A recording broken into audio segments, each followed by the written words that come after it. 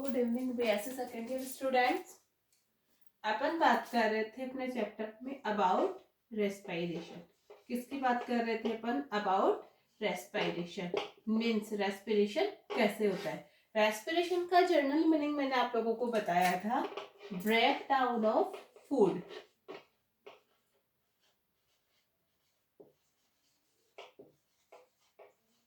ठीक है, अब ये जो ब्रेकडाउन है फूड का, ये दो टाइप से पॉसिबल है। कितने टाइप से पॉसिबल है? दो टाइप से पॉसिबल है। एक पॉसिबल है ऑक्सीजन की एब्सेंस में, in the absence of O2, और सेकंड पॉसिबल है presence of O2, means oxygen की अवेलेबिलिटी में। ऑक्सीजन की एब्सेंस में जो हो रहा था उसे अपन बोल रहे थे एनारोबिक, और ऑक्सीजन की प्रेजेंस में जो हो रहा है उसे अपन बोल रहे हैं एरोबिक रेस्पिरेशन। एनारोबिक के 3 स्टेप अपन ऑलरेडी डिस्कस कर चुके हैं, ग्लाइकोलाइसिस,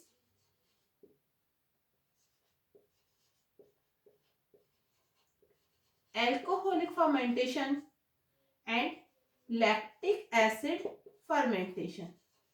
ठीक है, अपन ने 3 टाइप के रेस्पिरेशन की बात कर ली थी, सॉरी एनारोबिक रेस्पिरेशन के 3 स्टेप की बात कर ली थी अपन ने, ग्लाइकोलाइसिस, एल्कोहलिक फर्मेंटेशन और लैक्टिक एसिड फर्मेंटेशन। और इसमें ओवरऑल अपन ने देखा था कि 2 मॉलिक्यूल अपन को एटीपी के गेन होते हैं। अब अपन बात कर रहे हैं ऑक्सीजन की प्रेजेंस में होने वाला रेस्पिरेशन, मींस एरोबिक रेस्पिरेशन। तो एरोबिक रेस्पिरेशन के मैंने आपको बताया 3 स्टेप होते हैं, ग्लाइकोलाइसिस, क्रेब्स साइकिल और ईटीएस।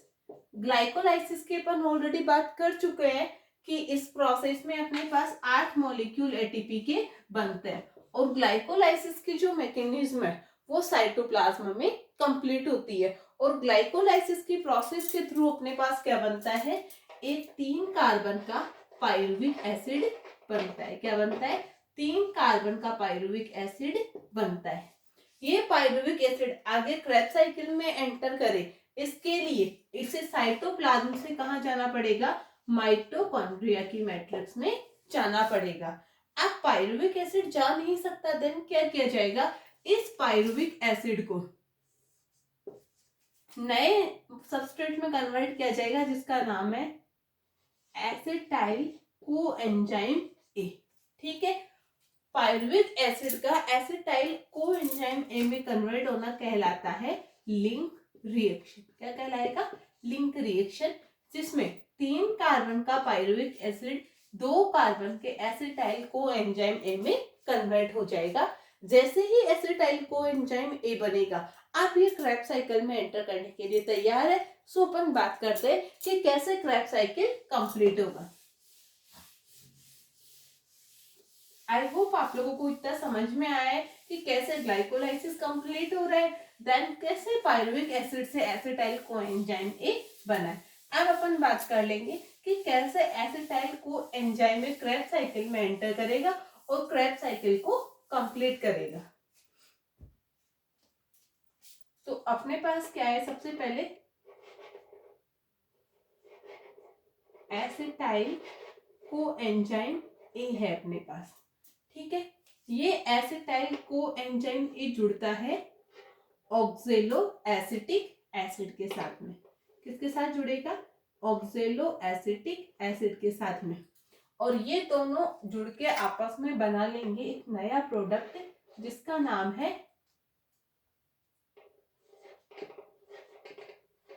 Citric acid. ठीक है, फिर से सुनिएगा, अपने पास है 4 कार्बन का ऑक्जेलो एसिटिक एसिड। क्या है अपने पास? 4 कार्बन का ऑक्जेलो एसिटिक एसिड। ये 4 कार्बन का ऑक्जेलो एसिटिक एसिड 2 कार्बन के एसिटाइल कोएंजाइम से रिएक्शन करके बनाएगा सिट्रिक एसिड, जो कि 6 कार्बन का कंपाउंड है। ये सिट्रिक एसिड जो कि 6 कार्बन का कंपाउंड है, ये नए कंपाउंड में कन्वर्ट होगा, और वो नया कंपाउंड है सिस एकोनिटिक एसिड। ये क्या बनाएगा? सिट्रिक एसिड से अपने पास बन जाएगा सिस एकोनिटिक एसिड। ठीक है, सिट्रिक एसिड से अपने पास क्या बना, सिस एकोनिटिक एसिड। एक के बाद दूसरी स्टेप आ रही है। सिट्रिक एसिड बना पहले 6 कार्बन का, 6 कार्बन के सिट्रिक एसिड से बनता है 6 कार्बन का ही सिस एकोनिटिक एसिड। ठीक है, ये सिस एकोनिटिक एसिड कन्वर्ट हो जाएगा आगे आइसोसिट्रिक एसिड में। किसमें कन्वर्ट हो जाएगा, आइसोसिट्रिक एसिड में। ये जो सिस एकोनिटिक एसिड बना है इसको थोड़ा ध्यान से देखिएगा, इसमें कंफ्यूज नहीं होना है। सिट्रिक एसिड से पहले बनता है सिस एकोनिटिक एसिड और सिस एकोनिटिक से बनता है आइसोसिट्रिक एसिड। अब ये जो आइसोसिट्रिक एसिड बना है, ठीक है, ये जो आइसोसिट्रिक एसिड बनाया है ये आगे बनाएगा ऑक्सैलोसक्सेनिक एसिड। क्या बनाएगा, ऑक्सैलोसक्सेनिक एसिड।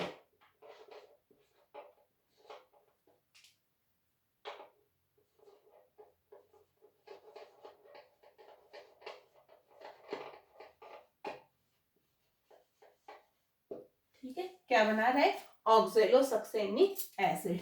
और इसी के साथ में यहाँ पे NAD का कन्वर्जन हो रहा है NADH2 में।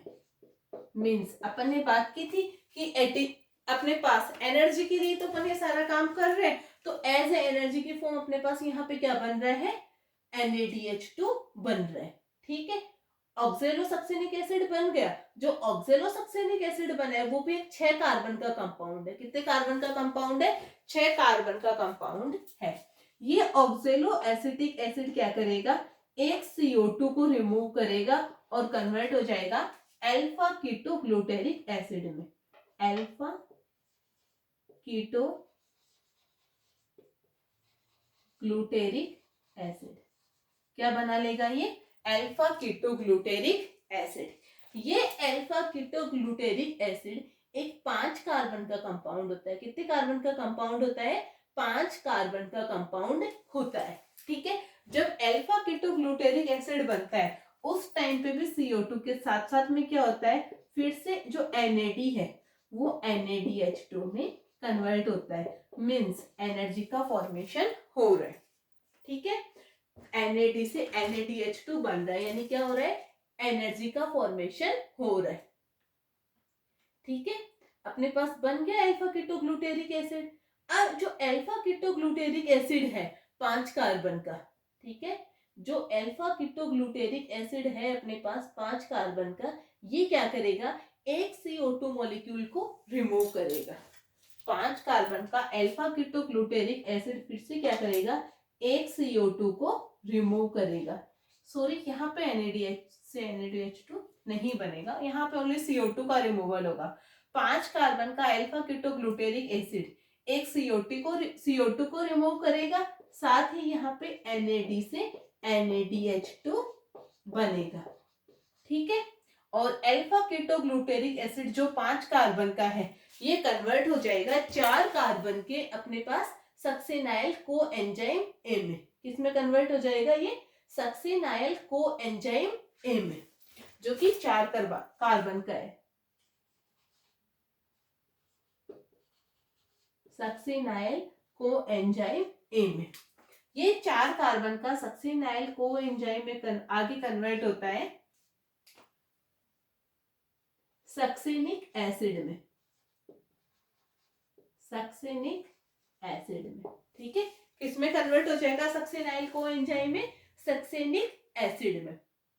जब 4 कार्बन का सक्सेनाइल कोएंजाइम में सक्सेनिक एसिड में कन्वर्ट होता है उस टाइम पे एक मॉलिक्यूल ATP का फॉर्मेशन होता है। क्या बनता है, यहाँ पे ATP बनता है। अब ये जो सक्सेनिक एसिड बना है ये भी किसी ना किसी चीज में कन्वर्ट होगा।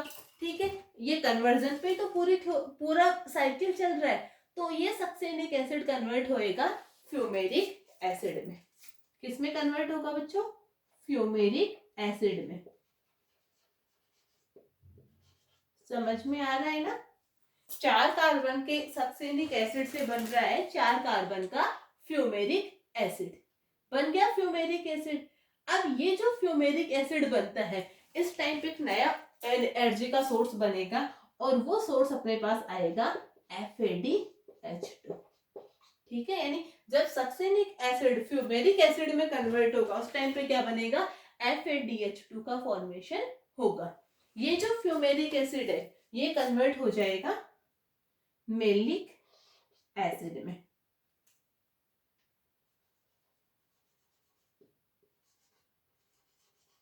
किसमें कन्वर्ट हो रहा है, मेलिक एसिड में। ठीक है, और ये जो मेलिक एसिड है ये लास्ट में बना लेगा ऑक्जेलो एसीटेट। क्या बना लेगा, ऑक्जेलो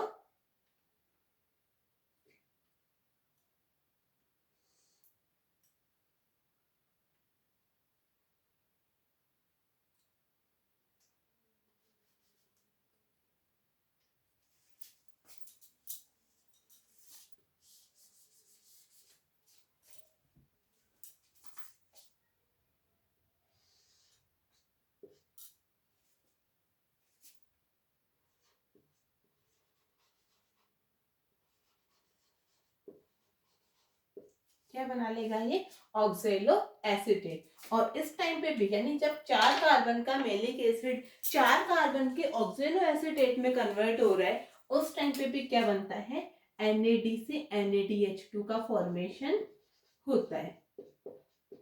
ठीक है, क्या बनेगा, NADH2। तो जरा देखिएगा कहाँ कहाँ NADH2 बन रहा है, एक जगह, दो जगह, तीन जगह।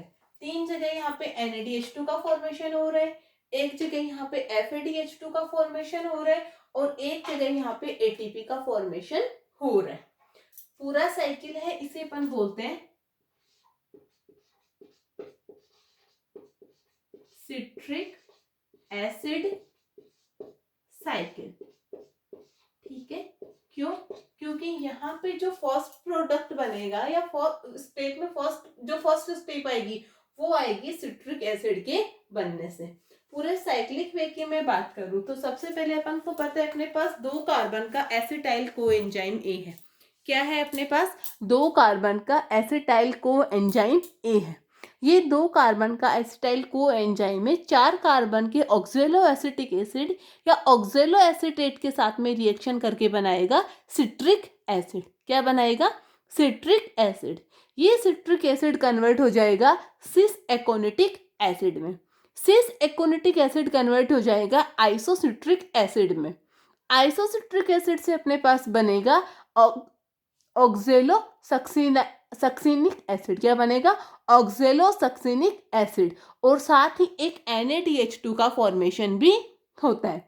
ऑक्जेलो सक्सेनिक एसिड से एक CO2 का रिमूवल होगा और बनेगा अल्फा कीटोग्लूटेरिक एसिड जो कि 5 कार्बन का है। ठीक है, ध्यान से देखिएगा, ये भी 6 कार्बन का है, ये भी 6 कार्बन का है। ठीक है, और ये भी अपने पास 6 कार्बन का है, ये है 5 कार्बन। अब आगे आ जाएगा, सॉरी, हाँ, ये भी 5 कार्बन का है, ये 6 कार्बन का है। अल्फा कीटोग्लूटेरिक एसिड 5 कार्बन का है और ये जो सक्सिनाइल कोएंजाइम ए है ये अपने पास 4 कार्बन का है। यहाँ भी 4 कार्बन होंगे, ये भी 4 कार्बन का कंपाउंड है, ये भी 4 कार्बन कंपाउंड एंड ये भी 4 कार्बन कंपाउंड है। ठीक है, 2 कार्बन का है अपने पास एसिटाइल कोएंजाइम ए। तो 2 कार्बन का acetyl coenzyme A plus 4 carbon का ऑक्जेलो एसीटेट मिलके बनाते हैं 6 कार्बन का सिट्रिक एसिड। 6 कार्बन का सिट्रिक एसिड कन्वर्ट होता है सिस एकोनिटिक एसिड में जो कि 6 कार्बन का है। सिस एकोनिटिक एसिड कन्वर्ट होगा आइसोसिट्रिक एसिड में, ये भी 6 कार्बन का है। ये आइसोसिट्रिक एसिड NAD से बनेगा ऑक्जेलो सक्सिनिक एसिड। ठीक है, जब आइसोसिट्रिक एसिड से ऑक्जेलो सक्सेनिक एसिड बनता है उस टाइम पे as a form of energy NADH2 का फॉर्मेशन होता है। मींस यहाँ पे डिहाइड्रोजिनेज एंजाइम काम में आएगा। ठीक है, सक्सेनिक एसिड जो बना है अपने पास ऑक्जेलो सक्सेनिक एसिड, ये एक CO2 मॉलिक्यूल को रिलीज करेगा और कन्वर्ट हो जाएगा अल्फा कीटोग्लूटेरिक एसिड में जो कि 5 कार्बन का कंपाउंड है। ये 5 कार्बन का अल्फा कीटोग्लूटेरिक एसिड एक CO2 को रिमूव करेगा, साथ ही NADH2 का फॉर्मेशन करेगा और कन्वर्ट हो जाएगा सक्सिनाइल कोएंजाइम ए में, जो कि 4 कार्बन का कंपाउंड है। ये सक्सेनाइल को एंजाइम में कन्वर्ट हो जाएगा सक्सेनिक एसिड में और साथ ही एटीपी का फॉर्मेशन होगा। ये 4 कार्बन का सक्सेनिक एसिड कन्वर्ट हो जाएगा फ्यूमेरिक एसिड में और साथ ही FADH2 का फॉर्मेशन होगा। ये फ्यूमेरिक एसिड कन्वर्ट हो जाएगा मैलिक एसिड में, ठीक है, और मैलिक एसिड से वापस से बन जाएगा 4 कार्बन का ऑक्सैलो एसिटिक एसिड और यहाँ पर भी फिर से NADH2 का फॉर्मेशन होगा। तो अपने पास क्रेब्स साइकिल में मैं बात करूं तो क्या हुआ, 3 तो बने, 3 जगह तो बन रहे NADH2, एक जगह बन रहा है FADH2 और एक जगह अपने पास बन रहा है ATP। बट मैंने आप लोगों को बताया था स्टार्टिंग में, ग्लाइकोलाइसिस में बता दिया था कि हर चीज के 2-2 मॉलिक्यूल बन रहे हैं, तो ये भी डबल होते जाएंगे, ठीक है। तो 6 तो हो गए अपने पास NADH2, ठीक है, 6 NADH2, 2 FADH2 एंड 2 ATP, ठीक है। ओवरऑल एनर्जी की मैं बात करूं तो अपन को पता है एक NADH2 से 3 मॉलिक्यूल एटीपी बनते हैं। कितने मॉलिक्यूल एटीपी बनते हैं? 3 मॉलिक्यूल एटीपी के बनते हैं, ठीक है। तो 6 NADH2 से कितने मॉलिक्यूल बन जाएंगे एटीपी के अपने पास? 18 एटीपी, ये हो गए। एक FADH2 से 2 एटीपी बनते हैं तो 4 ATP plus 2 ATP, total ATP कितनी हो गई अपने पास? 18 और 2 22, 22 और 2 24 एटीपी अपने पास बन गई क्रेब्स साइकिल से। किससे बन गई अपने पास? क्रेब्स साइकिल से। उससे पहले अपन ने बात की थी 8 एटीपी अपने पास बन रहे थे ग्लाइकोलाइसिस से, ठीक है। अपने पास ग्लाइकोलाइसिस से कितने बन रहे थे? 8 एटीपी। ग्लाइकोलाइसिस के बाद अपने पास हो रही थी लिंक रिएक्शन, जहां अपने पास 2 NADH2 बने थे। कितने बने थे? 2 NADH2। तो एक NADH2 से 3 एटीपी बन रहे, तो 2 NADH2 से कितने हो गए? 6 एटीपी, ठीक है। लेकिन 6 में से अपन ने बात कर ली थी कि 2 एटीपी तो निकल जाता है, तो 4 एटीपी यहाँ पे अपने पास ये बन गए, सॉरी, हाँ 24 6 एटीपी अपने पास बन गए लिंक रिएक्शन के। किसके बन गए अपने पास? लिंक रिएक्शन के। तो टोटल एटीपी अपने पास कितने हो गए? 24 8 32, 32 और 6 38 एटीपी। यानी अब तक अपने पास ग्लाइकोलाइसिस के, क्रेब्स साइकिल के और लिंक रिएक्शन तीनों के मिला के अपने पास ये 38 एटीपी अपने पास आ गए। ये 24 एटीपी अपन को क्रेब्स साइकिल से मिले, ये 8 एटीपी अपन को ग्लाइकोलाइसिस से मिले और ये 6 एटीपी अपन को लिंक रिएक्शन से मिले हैं, ठीक है। ओवरऑल एटीपी अपने पास आ गए और ये एटीपी अपन को मिले हैं क्रेब्स से, ठीक है। क्रेब्स साइकिल से अपन को मिले 24 एटीपी, ग्लाइकोलाइसिस से अपन को मिले 8 एटीपी और लिंक रिएक्शन से अपन को मिले हैं 6 एटीपी। तो 24 प्लस 8 प्लस 6 हो गए टोटल अपने पास 38 एटीपी। स्टार्टिंग में भी मैंने आप लोगों को बताया था कि जो पूरी प्रोसेस होती है, यानी जो अपने पास रेस्पिरेशन की प्रोसेस होती है, उसमें अपने पास मैक्सिमम 38 एटीपी बनते हैं। कितने एटीपी बनते हैं अपने पास? मैक्सिमम 38 एटीपी का फॉर्मेशन अपने पास होता है, ठीक है। और मिनिमम माने तो खाली एरोबिक की बात कर रहे हो, अगर एरोबिक रेस्पिरेशन की बात की जाए तो एरोबिक रेस्पिरेशन में अपने पास मिनिमम 36 बन सकते हैं और मैक्सिमम अपने पास 38 बन सकते हैं। एनारोबिक का तो अपन ऑलरेडी कॉन्सेप्ट क्लियर कर चुके हैं कि अपने पास ओनली 2 मॉलिक्यूल एटीपी के बनते हैं, ठीक है। अब ये 36 और 38 वाला भी मैंने आप लोगों को बताया था कि ये जो अपने पास FADH2 बन रहे हैं, NADH2 बन रहे हैं, GTP बन रहे हैं, ये सब एज ए एनर्जी डायरेक्टली काम नहीं आएंगे, बॉडी इनको एक्सेप्ट नहीं करेगी। तो इसके लिए जो FADH2, NADH2 बन रहे हैं, इनको सबसे पहले एटीपी में कन्वर्ट किया जाएगा। एटीपी में कन्वर्ट करना है तो इनको इलेक्ट्रॉन ट्रांसपोर्ट सिस्टम में भेजा जाएगा। कहाँ भेजा जाएगा इनको? इलेक्ट्रॉन ट्रांसपोर्ट सिस्टम में मूव किया जाएगा। इलेक्ट्रॉन ट्रांसपोर्ट सिस्टम में मूव करने का मतलब है कि अपन आगे ईटीएस के बारे में बात करें। अब देखिए क्रेब्स साइकिल में जो NADH2 बने हैं वो तो ऑलरेडी माइटोकॉन्ड्रिया की मैट्रिक्स में प्रेजेंट है।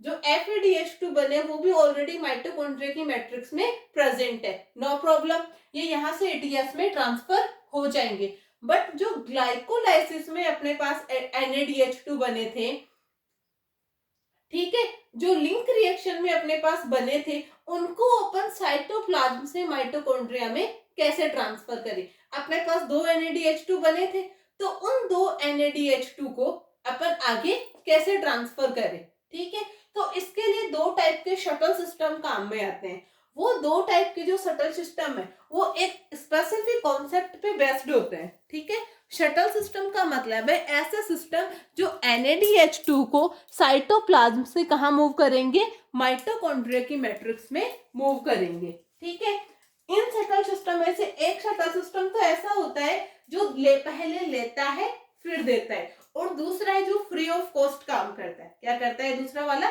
फ्री ऑफ कॉस्ट काम करता है। मींस वो बिना किसी एनर्जी को लिए क्या करेगा? NADH2 को ट्रांसफर कर देगा। ठीक है, और दूसरा वाला क्या करेगा? एनर्जी को लेगा पहले और उसके बदले में ये क्या करेगा? एनर्जी को आगे ट्रांसफर करेगा। ठीक है, तो जो 2 शटल सिस्टम की बात कर रहे हैं वो 2 शटल सिस्टम में से फर्स्ट शटल सिस्टम अपना है ग्लिसरेट 3 फॉस्फेट। कौन सा है अपना? Glycerate 3 phosphate. एक शटल सिस्टम अपने पास है ग्लिसरेट 3 फॉस्फेट। ये ग्लिसरेट 3 फॉस्फेट क्या करता है? एक एटीपी को यूटिलाइज करता है और एक NADH2 को आगे माइटोकॉन्ड्रिया में ट्रांसफर करता है। अपन को 2 NADH2 को ट्रांसफर करवाना है तो ये कितने मॉलिक्यूल ले लेगा? 2 मॉलिक्यूल एटीपी के ये कंज्यूम कर लेगा। कौन सा सिस्टम? Glycerate 3 phosphate. ठीक है, ग्लिसरेट 3 फॉस्फेट तो शटल सिस्टम है, वो एक NADH2 के बदले एक एटीपी को यूटिलाइज करेगा। अपन को 2 NADH2 को मूव करवाना है तो अपने 2 एटीपी काम में आ जाएंगे। दूसरा सिस्टम है मेलेट एस्पार्टेट सिस्टम। कौन सा है? Malate aspartate. ठीक है, ये जो मेलेट एस्पार्टेट सिस्टम है ये कोई एनर्जी की डिमांड नहीं करता है, ये फ्री ऑफ कॉस्ट काम करता है। यानी आप देखिए जो ग्लिसरेट 3 फॉस्फेट वाला है वो तो क्या करेगा? 2 NADH2 के लिए 2 एटीपी को यूटिलाइज कर लेगा, और जो मेलेट एस्पार्टेट है वो कुछ यूज नहीं करेगा, सीधा ही NADH2 को भेज देगा। तो अगर पूरी रेस्पिरेशन की प्रोसेस में ये ग्लिसरेट 3 फॉस्फेट वाला सिस्टम काम में आ रहा है तब तो बनेंगे 36 एटीपी। कौन से कितने बनेंगे? 36 एटीपी। अगर मेलेट एस्पार्टेट वाला शटल सिस्टम काम में आ रहा है तो एटीपी बनेंगे 38 एटीपी।